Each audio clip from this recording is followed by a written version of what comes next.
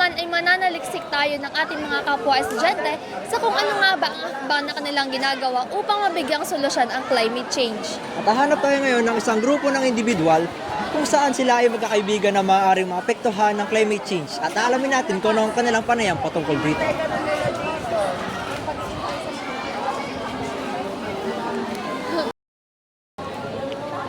Hi po, good morning po. Pwede po ba kayo ma-interview? Pwede naman. About climate action po. So, kindly state your name po and section. Ako po si GNM Panopio from STEM 2. Ako po si Daverly Rose B. Ilagan from STEM 2 po. Ano ang mga pinakamalalaking hamon sa pagpapatupad ng mga solusyon sa klima? Para sa akin po is, yun po ay yung mga tao po na hindi po sumusunod sa mga patakarang pinatutupad ng ating pamahalaan.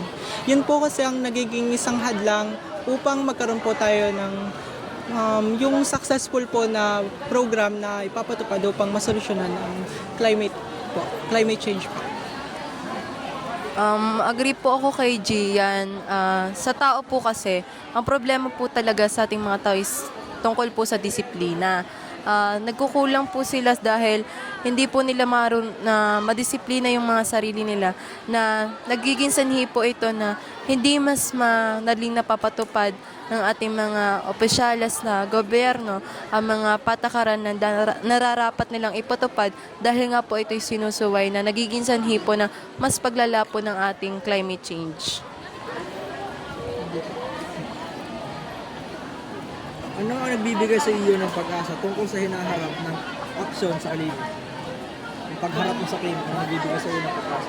Sa tingin ko po, ang nagsisilbi po talagang pag-asa para sa atin ay tayong mga kabataan, sapagkat maaari tayo maging boses at maaari po tayo maging simula ng pagbabago, na maging tayong huwaran para sa ating mga susunod pang henerasyon, na mas maganda nating pagtuunan pa ng pansin ang pagsasaayos sa ating kapaligiran, at upang gayon din ay masolusyonan po natin ang paglaganap ng climate change at global weathering.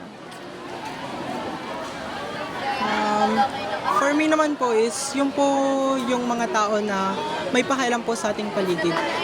Sila po yung isa sa akin, sa palagay po ay nagbibigay ng pag-asa dahil po kahit po hindi po sumusunod yung iba, patuloy pa rin po sila sa kanilang mga ginagawa pong pagsasaayos ng ating kapaligiran. Anong mga estratehiya ang ginagamit mo upang hikayatin ang publiko na makilahok sa aksyon laban sa klima?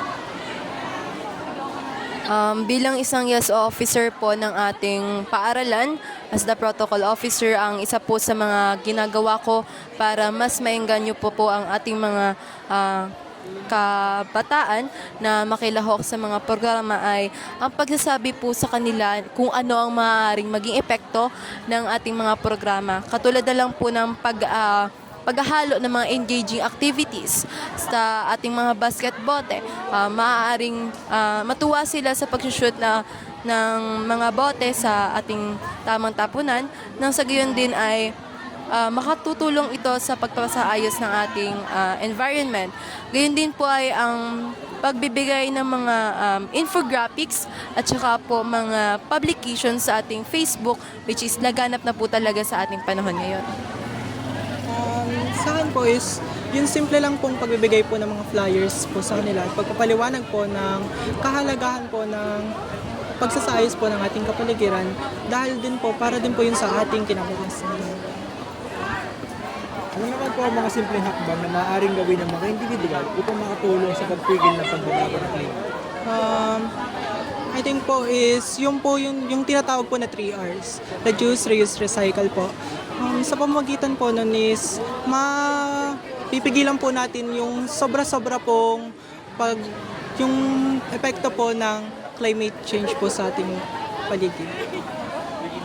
Ang sa akin naman po ay maaari po yung conserving the energy po sa ating mga sari-sariling bahay sapagkat yung excessive use amount of energy po is makatutulong po siya na mas maka-increase pa yung amount ng energy na nare-release na ating earth, which is makaka-epekto po ito sa paglalapan ng temperatura na ating nararanasan. So, sa ganito po kasing bagay is mas nahihirapan din po tayong mga tao dahil tayo rin po yung nakararanas ng mga matinding init. Yun na lang po.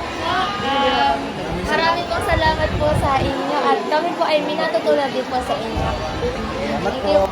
At ngayon naman ay mag-interview tayo ng isang SDRRM officers. Maaari ko ba ating malaman ang iyong pangalan at ang iyong section? Ako po si Kathleen M. Humarang from G11 Humes 2. Anong mga estratehiya ang ginagamit mo upang hikayatin ang publiko na makilahok sa aksyon laban sa klima? Sa akin po is pagpo-post sa Facebook or FB page kasi ang mga tao doon is more on doon nakatutok. So, mas mapapadali yung pagpapalaganap ng Ano ang mga simpleng hakbang na maaaring gawin ng mga individual upang makatulong sa pagpigil ng pagbabago ng klima? Para sa akin is yung pagtatapon sa tabang basurahan, pakikilahok sa mga planting trees and yung sa paglilinis ng ating kapaligiran. Yun lang. Salamat po ng marami sa bibigay niyo po na impormasyon. Hindi.